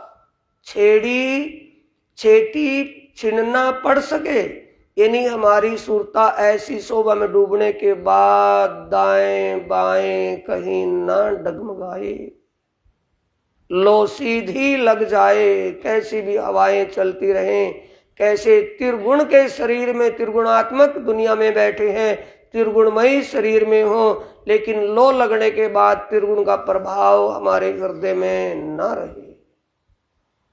ये कह रहे, चौकस करके चित्त दीजिए आत्म को ए धन। ये चौकस के मतलब अपने चित्त को यहाँ एकाकार करना है। अब साथ में आनंद का सागर लहराता हुआ सौंदर्य श्यामा जी महारानी, जो पार ब्रह्म परमात्मा का हृदय स्वरूप है, उस हृदय में आनंद और इश्क और सौंदर्य लहराता हुआ सामने साइड में प्रतीत हो रहा है। श्यामा जी महारानी के दोनों चरण कमल नूर की चौकी पर, दोनों चरण कमलों में अंगूठों में अनवट, अनवट के बीच में आरसी लगी हुई है, जिस आरसी में श्यामा जी महारानी अपने शीश कमल तक के श्रृंगार को देखती रहती हैं बैठी हुई। बीच बीच में श्रृंगार दिखते रहती हैं। वो उंगलियों में चुकटियां पहनी हुई हैं, बिच्छुए जिसको कहा वाणी में, बिच्छुए पहने हुए हैं, चुकटियां पहनी हुई हैं, जिस चुकटियों में अनेक रंग के मोती, अनेक रंग के नग जड़े हुए हैं।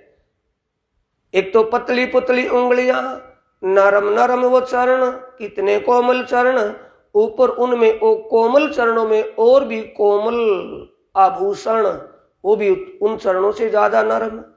कितना सौंदर्य इन चरणों का। लाख तली लाल एड़ियां, ऊपर गोरा वर्ण है पंजों में, नीचे लालिमा है इन तलियों में। तलुओं में लालिमा है, पंजा और एडी में नीचे लालिमा है, और चरण कमलों में जो रेखाएं हैं उन लालिमा में अलग से अपनी शोभा, अलग से शोभायमान हो रही है, दिखाई दे रही है। चरण कमलों में ऊपर टकनों में झांझरी, घुंघरी, कांबी और कंडला। झांझरी में कई सारे घुंघरे छिद्दे होते हैं। घुंघरी में एक कड़े में, कड़ुल्ली में, घुंघरी के अंदर एक कड़े में अनेक घुंघरू होते हैं। और कांबी पजेब को कहा है, पजेब पहनी है, ऊपर कड़ा। झांझरी, घुंघरी, कांबी और कंडला, कंडला पहरा हुआ है। जैसे आपने देखा होगा ये बागड़न लोहारन होती हैं, वो ऊपर पहरे होती हैं, वो एक वहां का एक पहरावा राजस्थान या गुजरात की तरफ का है, जिसमें ऊपर कड़ा पहना, कंडला पहना हुआ है। ये आभूषण पहने हुए श्यामा जी ने भी, राज जी ने भी चरणों में। श्यामा जी का लहंगा हरे रंग का आया है, दूसरे श्रृंगार में नीले रंग का आया है। हरे रंग के लहंगे में अनेक प्रकार की चित्रकारी की गई है, कसीदाकारी। लहंगे के नीचे जो बॉर्डर आया है, बॉर्डर में अनेक प्रकार के रंगों के नग मोती बॉर्डर में बहुत सुंदर लग रही है। ऊपर ब्लाउज श्याम रंग का पहना हुआ है, जिसमें बैंगनी कलर की शाइनिंग चमक रही है, दिख रही है। हाफ बाजू है, हाफ बाजू में कोणियों के ऊपर बहुत सुंदर डिजाइन कसीदाकारी में किए गए हैं इस ब्लाउज में। गले में भी ग्रेवान की जगह सुंदर डिजाइन बना हुआ है। नीचे किनारी पर जो पीछे तगड़ी के ऊपर आता है वो ब्लाउज, वहां पर भी उसकी किनारी में कसीदाकारी की गई है। सेंद्रिय रंग की साड़ी, अब इसका क्या वर्णन कीजिए, कितनी सॉफ्ट, कितनी मुलायम, और इसमें भी कसीदाकारी। बॉर्डर बना है, बहुत ही सुंदर बॉर्डर बना है नीचे साड़ी का।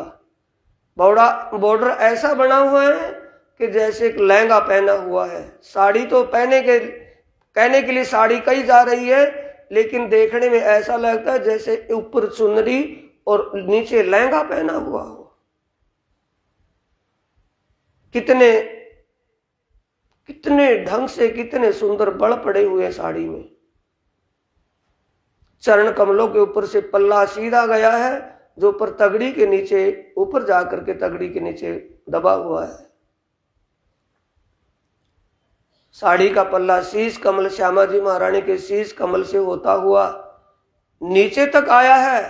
ये पारब्रह्म परमात्मा भी हमें सामाजिक मर्यादा दे रहे हैं, सिखा रहे हैं। सिर नंगा नहीं है, श्यामा जी महारानी के सिर के ऊपर पल्ला है। और आज का रीति रिवाज हम देखें और उसको देखें तो हम उसी रास्ते, उसी विधि विधान से चलना है जो हमारी श्यामा जी महारानी हमें सिखा रही है। सिर नंगा नहीं है, साड़ी का पल्ला ऊपर से होकर के आया है, जो आज कमर में, कमर बंद जिसे तगड़ी कहते हैं, तगड़ी के नीचे दबा हुआ है। कमर में तगड़ी पहनी हुई है, जिसमें अनेक प्रकार के नग मोती जड़े हुए हैं। इस तगड़ी के नीचे जो मोतियों की झालर लटक रही है, वो नीचे तक आई है, बहुत सुंदर झलझलाहट कर रही है। श्यामा जी महारानी के हस्त कमल की शोभा का क्या वर्णन कीजिए। कितनी नरम, पतली पतली उंगलियां, उठुल्लड़ से नहीं है, पतली पतली उंगलियां, मुलायम हस्त कमल, उंगलियों में मुद्रिकाएं पहनी हुई है। जो छोड़ा छल्ला होता है उसके ऊपर मोती, कई प्रकार के नग जड़े होते हैं, ये ऐसी मुद्रिकाएं पहनी हुई है। दोनों अंगूठों में, एक बाएं अंगूठे में सोने की अंगूठी पहनी हुई है और दाएं अंगूठे में सोने की अंगूठी में आरसी लगी हुई है हीरे की, जिसमें श्यामा जी महारानी कभी कभी बीच में बैठे बैठे अपने मुखमंडल की शोभा श्रृंगार को निहारती रहती हैं। पहुंचे में पुचांगड़ा पहना हुआ है, पुचांगड़े में अनेक प्रकार के नग झलकार कर रहे हैं। पहुंचे के ऊपर, पचांगले के ऊपर नव घड़ी, जिसकी कंगनी में अनेक रंग के नग, अनेक रंग के रत्न जड़े हुए दिखाई दे रहे हैं। अब इस नव घड़ी से आगे 9 रंग का चूड़, अब उसका तो कहना ही क्या। 9 रंग के चूड़ में 9 रत्न अलग अलग रंग के ऊपर आसमान की तरफ तिरंगे निकलती दिखाई दे रही है। 9 रंग के चूड़ के आगे कंगनी पहनी हुई है, कंकणी की झलकार परमधाम को गुंजायमान कर देती है। उसके ऊपर हाथ बाजू, ब्लाउज में ऊपर बाजू बंद, जिसके 5 फुमक, 5 फुंदे 5 रंग के नीचे लटक रहे हैं, जिसमें अनेक प्रकार की झलकार तरंगित तरंग निकल रही है। श्यामा जी महारानी के कंठ में 5 लड़ियों का हार, चीड़ का हार है, जिसे कंठसरी कहा। क्यों? कि वो फिट पहना हुआ है, कंठ में बिल्कुल फिट है, ढिलाई नहीं है। वो 5 लड़ियों का है। उसके नीचे चंपकली का हार, जिसका एक पेंडल तो छाती पर आया है, दूसरा नीचे पेडू तक गया है, तगड़ी तक। इसके बीच में पहले हार हीरे का हार है, सच्चे मोतियों का हार है। उसके आगे माणिक का हार है। उसके नीचे लसनिया का हार है। उसके नीचे सच्चे मोतियों का हार है, हीरे का हार है। हीरे के हार के नीचे नीलवी का हार, नीले मोतियों का हार। ये शोभा श्यामा जी महारानी की जैसे अनंत सितारों में लिपटा हुआ एक विशेष सौंदर्य सामने झलकार कर रहा हो। ये श्यामा जी महारानी की श्रृंगार शोभा सामने आप देख रहे। कानों में पानड़ी, पान के पत्ते के अनुसार एक आभूषण, उसके नीचे झाबे जो झालर लटक रही है, अनेक रंग के रत्नों के नग जड़े हुए मोती, जो श्यामा जी महारानी की गालों पर झलकार करते हैं, सौंदर्य को और भी 4 चांद लग रहे हैं जिसमें।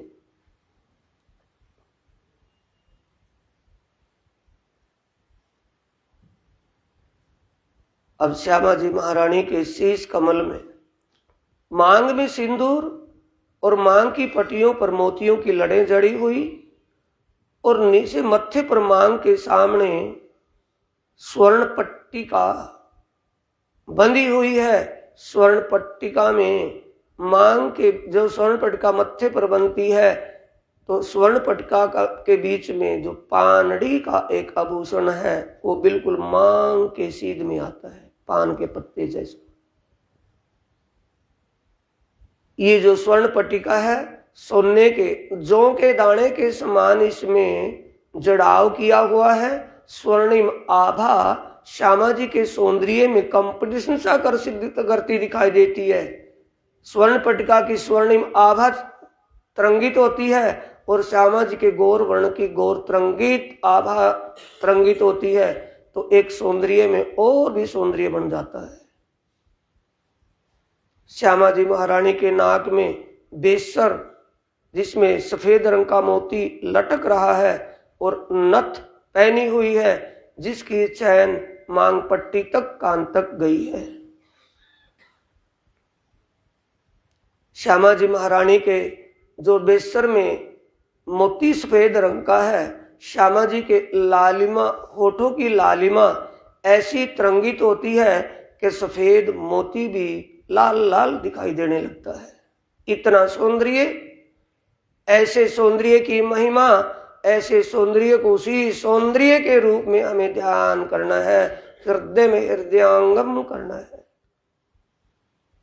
प्रियतम धाम धनी जब मुस्कुराते हैं, उनकी ठोडी में गहराई, हरवटी और गालों के ऊपर गोल गोल गहराई बन जाती है, जिसमें लालिमा और बढ़ जाती है।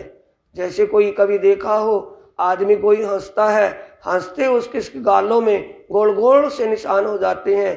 ठीक वैसे ही अक्षरातीत पार ब्रह्म परमात्मा जब अपनी ब्रह्मात्माओं की तरफ मुस्कुराते हैं, तो मुस्कुराते हुए उनके गालों में गोल गोल गोलाई बन जाती है। ये ऐसा दिव्य स्वरूप आत्मा का यही मूल ठिकाना है। आत्मा इसी परमात्मा की हृदय स्वरूपा है।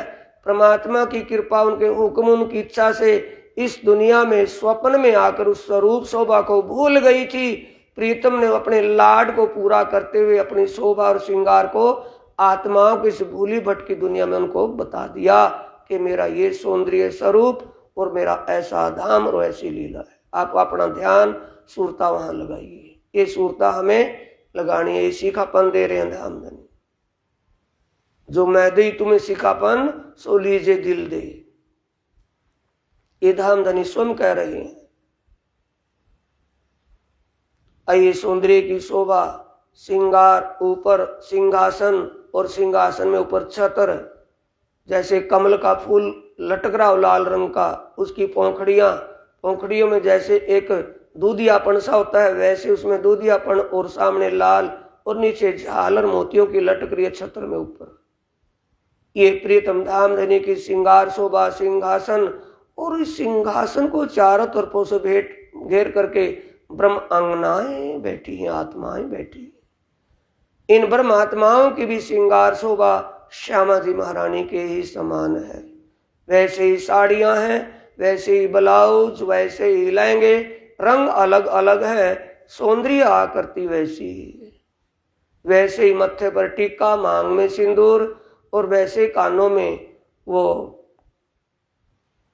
बालियां या वो पानड़ी आदि वैसे पहने हुए हैं। वैसे कंठ में हार, 4 हार कंठसरी और 4 हार पहने हुए। ये आत्माओं की श्रृंगार शोभा है।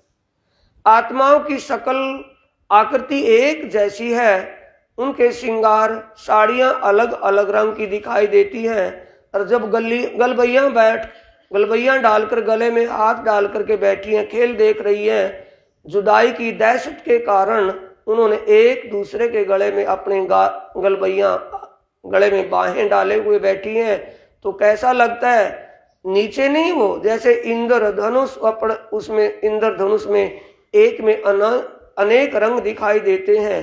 ये आत्माओं के नीचे तो बैठे हुए साड़ियों के रंग अलग अलग दिखाई देते हैं। जब सिंहासन के ऊपर देखते हैं चंद्रवे की तरफ, तो आत्माओं के उन श्रृंगार शोभा के अनंत रंग तरंगित हो रहे हैं। ये मूल मिलावे की शोभा, ये मूल मिलावा अपना नजर दीजे इत, पलक न पीछे फेरिए जो इश्क अंग उपजत। ये हमें अपने दिल में उस परमात्मा की शोभा को इसी प्रकार बसाना है जैसे हम सुरता ध्यान के द्वारा कर रहे हैं। अब इस मूल मिलावे की शोभा को देखते हुए, निहारते हुए, हरे थंब और नीले थंब जो पूर्व दिशा में हमारे सामने उनसे नीचे आए, तो सामने भी हरा और नीला थंब दूसरी हार में, और आगे मंदिर में भी हरा और नीला थंब, फिर बाहर के थंबों में वो ही शोभा। अब आए चोर हवेली में, 3 चोर हवेलियां पार करके चौथी चोर हवेली रसोई की हवेली, जिसकी आकृति पहली 3 हवेलियों से अलग है, क्योंकि इसमें 3 दहलान आए, वहां दहलान नहीं है, वह रसोई का मंदिर नहीं है। यहाँ तो श्वेत श्याम रंग का रसोई का मंदिर और श्वेत रंग का भोजन लीला का मंदिर, और बीच में माणिक रंग का मंदिर, सीढ़ियों का मंदिर है लाल रंग का। श्वेत रंग के मंदिर में भंडार है, रसोई का सामग्री रखी रहती है। अब रसोई की हवेली से 28 थंब के चौक, 28 थंब के चौक से फिर नीचे चांदनी चौक, चांदनी चौक से फिर अमृत वन रो से होते अमृत वन के बीचों बीच पाट घाट पर, और पाट घाट की शोभा को देखते निहारते हुए अमृत वन से अनार वन, जामू का वन और आगे नारंगी का वन, ये शोभा देखते हुए बट पुल पर बट वन की शोभा, बट पुल की और बट के पेड़ की शोभा, जिसमें 5 हिंडोले, 5 भूमों में हिंडोले घले हुए हैं। पुल में भी 500 भूमों में, और बड़ का पेड़ 5 भूम का ऊंचा है, बड़ के पेड़ में 500 भूमों में हिंडोले हैं। बड़ के पेड़ में 500 भूमों में अलग अलग नस्ल के पशु पक्षी बैठे हुए प्रीतम का, परमात्मा का गुणगान गा रहे हैं। पियू पियू तू ही हे धनी धनी, ये आवाज उनकी निकल रही। जमुना जी की पड़ू पर आकर के जमुना जी की शोभा को देख रहे हैं। बट पुल और केल पुल दोनों की शोभा एक ही समान देख रहे हैं। दोनों में ही डोले झूल रहे हैं पांचों भूमों में। जमुना जी की पाल पर दोनों तरफ एक ही समान शोभा, बड़ी सुंदर शोभा चकाचौंध हो रही है। अब जमुना जी के इस बट पुल से कुंज निकुंज वनों से होते हुए अक्षर ब्रह्म के रंग महल की शोभा को देखते निहारते हुए, हीरे के महल जवेरों के महलों को देखते निहारते हुए, महावनों से गुजरते हुए, आगे वन की मोहलातों की शोभा को देखते हुए, चार चौरस हवेली छोटी रांग की हवेलियों की शोभा को देखते हुए, बड़ी रांग की महा हवेलियां और सागर के बीच में टापू महलों की शोभा को देखते निहारते हुए अब आए बेहद मंडल में सतस्वरूप ब्रह्मधाम की शोभा, और आगे केवल ब्रह्मधाम में केवल ब्रह्मधाम की शोभा, आगे जमुना जी पार करके सबलिक ब्रह्मधाम में सबलिक ब्रह्म और उनकी योग माया सिंहासन पर बैठी वहां की लीला शोभा। इसके आगे रास, एक एक आत्म सखी, एक एक वहां श्याम सुंदर। फिर ब्रज की लीला, बाल गोपालों की लीला, कन्हैया बाल गोपालों में लीला कर रहे हैं, जो अखंड चल रही है। उसके आगे वही सुमंगला शक्ति जो 5 शिवजियों के ऊपर विराजमान है, पावर है, सुप्रीम पावर। उसके नीचे प्रणव ब्रह्म और रोधनी शक्ति, फिर आगे नारायण भगवान इस मोह सागर के अंदर अंडे के रूप, मन रूपी अंडे से प्रकट हुए हैं मोहजल में। और इन्हीं के संकल्प से फिर तीर देवा भगवान शंकर, भगवान विष्णु, ब्रह्मा बने, अपने अपने कार्य में लग गए। अब सतस्वरूप धाम सतलोक में ब्रह्मा विष्णु महेश की शोभा लीला को देखते हुए फिर स्वर्ग लोक में, स्वर्ग लोक से फिर नीचे इसी भूलोक में, और इस भूलोक में भी फिर वही दरगाह मुकद्दस मुक्ति धाम गुम्मट शाही में, जहाँ साक्षात अक्षरातीत पार ब्रह्म विजयाभिनंदन बुद्ध निष्कलंक के स्वरूप में साक्षात वो पार ब्रह्म विराजमान है। अपने आदि सतगुरु के शोभा स्वरूप और अपने प्रीतम प्राणनाथ की शोभा को देखते हुए आप अब ध्यान खोलेंगे, यहीं पर आप विराम देंगे। बोलो श्री प्राणनाथ प्यारे की, श्री सद्गुरु महाराज की।